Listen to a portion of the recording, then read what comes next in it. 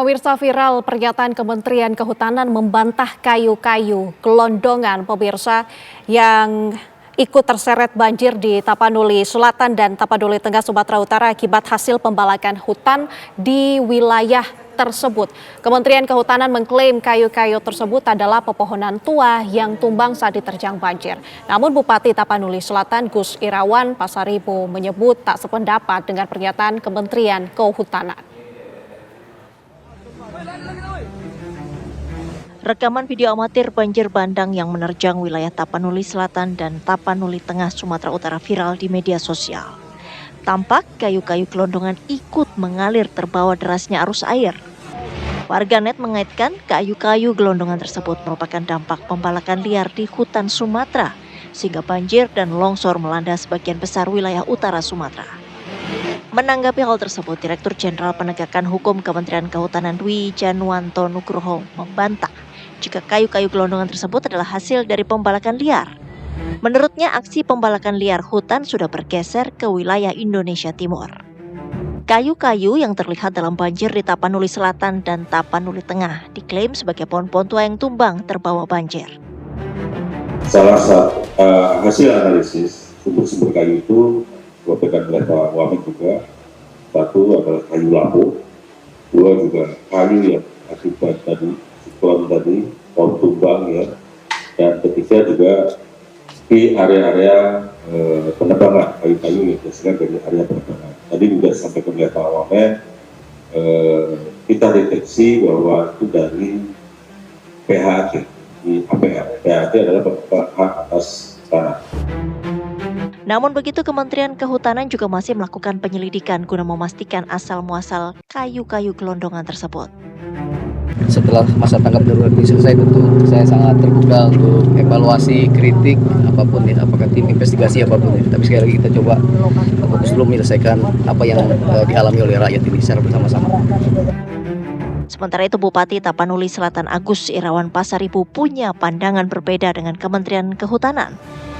Kalau masyarakat saya di daerah Garoga ini menduga kayu-kayu ini datang dari penebangan hutan di wilayah sebetulnya Tapanuli Tengah. Kami sangat berkomitmen dengan Forkopimda yang ada di Tapanuli Selatan karena soal ini kita tahu dampaknya. Maka di Kementerian Kehutanan ini ada kontradiktif ini kelihatannya, Dirjen Pengolahan Hutan Lestari dengan Dirjen Konservasi Sumber Daya Alam. Saya bicara dengan teman-teman konservasi sumber daya alam, mereka sangat concern menjaga kemudian lingkungan. Tapi kelihatannya Dirjen Pengolahan Hutan Lestari ini mungkin ya, saya nggak tahu, tolong diceklah, IQ-nya mungkin diukur dari PNBP. Nah, PNBP masuk itu adalah dari kemudian keluarnya kayu. Saya nggak tahu berapa besar sih hasil dari kayu yang masuk PNBP. Tapi kerugian kami sedemikian besar, korban jiwa sedemikian banyak, korban materi sedemikian luar biasa. Lantas dari mana asal kayu-kayu gelondongan material banjir bandang tersebut? Tim TV One mengabarkan.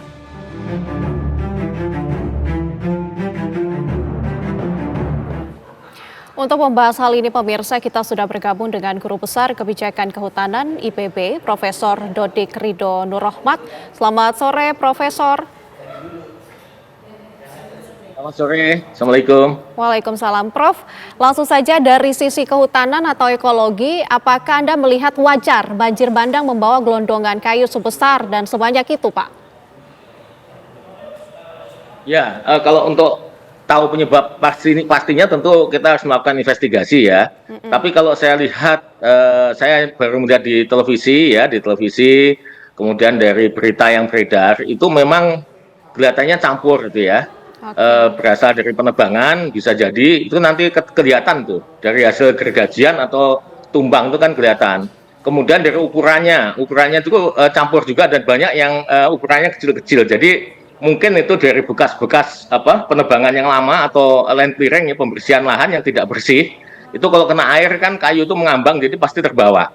Tapi bisa juga dari penebangan yang baru. Nanti harus ada investigasi. Itu yang saya lihat ya. Jadi saya tidak bisa memastikan apakah itu sepenuhnya dari kayu gelondongan dari tebangan baru ataukah dari yang lama, dan juga ada kemungkinan juga memang benar dari pohon yang tumbang, karena kan debit air yang besar itu ketika terjadi longsor, pohon-pohonnya kan juga ikut tercabut dan ikut hanyut juga gitu. Jadi itu bercampur ya, bukan faktor tunggal menurut saya. Oke, tapi kalau kita lihat bagaimana bentuk dari kayu-kayu yang besar sekali dengan kelihatan seperti hasil potongan begitu. Sebenarnya apa indikator yang membedakan antara kayu tuah yang tumbang secara alami dengan kayu hasil dari pembalakan liar, Pak? Jelas kalau dari pembalakan pasti ada bekas gergajinya, pasti ada. Potongan dengan tumbang alami kan sangat berbeda itu, Mbak ya. Jadi itu sangat berbeda. Jadi kalau kita melakukan investigasi pasti akan ketahuan ini potongan atau tumbang alami, kan mudah itu sebetulnya dilihat. Tapi kalau lihat dalam skala sangat besar itu kan kita hanya bisa melihat pola umum ya. Kalau kita lihat seperti gambar di sini kan ada potongan yang kecil-kecil gitu, ada yang besar, dan besarnya kita juga tidak bisa melihat secara detail apakah kayu itu dari potongan yang rapih atau dari potongan atau dari pohon tumbang atau dari lama sisa-sisa land clearing kalau saya duga. Ya, land clearing itu pembersihan lahan tetapi kayunya tidak diangkut. Nah, itu bisa jadi ikut terbawa air gitu. Ini yang ke depan memang harus dibenahi semua ya, tata kelola lingkungan kita. Oke. Tapi untuk mengetahui penyebabnya tentu tidak bisa hanya melihat dari video sekilas ya, tidak bisa kita melihat seperti itu. Tapi kalau dari analisa Anda sejauh ini, penyebab dari banjir dan longsor di utara Pulau Sumatera ini apa, Pak? Dari analisa Anda sejauh ini? Menurut saya mungkin juga sama dengan yang sudah disampaikan pakar yang lain, itu kombinasi antara faktor alam, memang ada cuaca ekstrem. Yang kedua kondisi geografis, jadi longsor ini pasti terjadi di daerah pegunungan. Dan yang ketiga tentu saja adanya faktor manusia ya, kerusakan lingkungan ya, kelalaian lingkungan, kerusakan lingkungan oleh manusia. Nah, tentu ini yang harus kita benahi secara keseluruhan begitu ya. Ketaatan kita terhadap peraturan ya, ada AMDAL, ada kajian lingkungan hidup strategis dan banyak aturan yang lain. Itu tentu harus kita penuhi, dan sanksi hukum juga harus dilakukan dengan baik. Maksudnya dengan baik di sini ini tepat ya, bukan hanya sekedar denda yang nilainya misalnya fantastis, mohon maaf, tetapi tindakan pemulihan lingkungannya sendiri ada nggak gitu. Ya kalau misalnya nilainya gede tetapi tidak digunakan untuk pemulihan lingkungan kan juga artinya lingkungan kita tetap saja rusak gitu. Jadi mungkin itu juga harus kita perhatikan ya. Oke, dari itu menurut saya seperti itu. Dari Anda sendiri, apakah ada temuan atau data-data terbaru mengenai tingkat deforestasi dan degradasi hutan di Sumatera bagian utara ini, Pak? Ya, jadi begini, Mbak. Kalau secara akademik, secara saintifik itu ada perbedaan antara yang istilahnya forest loss ya. Forest loss itu kehilangan tutupan hutan dengan deforestasi. Jadi kalau forest loss itu kehilangan hutan itu termasuk degradasi. Pokoknya kalau kita lihat dari atas ada penebangan, kemudian dari atas dari citra Landsat atau dari citra satelit atau potret udara itu terjadi penurunan tutupan, itu forest loss, terjadi forest loss, kehilangan tutupan hutan. Tapi kalau deforestasi itu ada kaidah hukumnya. Jadi kalau di Indonesia itu 30%, kurang dari 30% itu terjadi deforestasi tutupan hutannya ya. Kalau lebih dari 30% itu masih terjadi degradasi namanya. Nah, itu yang menyebabkan angka itu berbeda. Tapi apapun namanya, tentu saja kehilangan tutupan hutan ini juga harus kita perhatikan.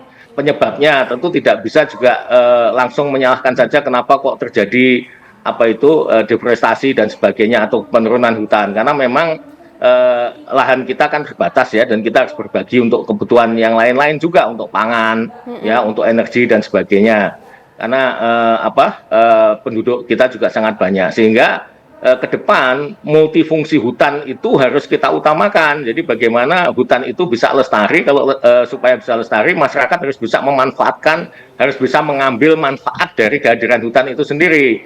Kalau kemudian hutan itu ditanam dengan tanam-tanaman yang tidak menghasilkan keuntungan bagi masyarakat, maka ada kecenderungan masyarakat untuk mengkonversi menjadi peruntukan yang lain. Nah, itu yang harus kita perhatikan.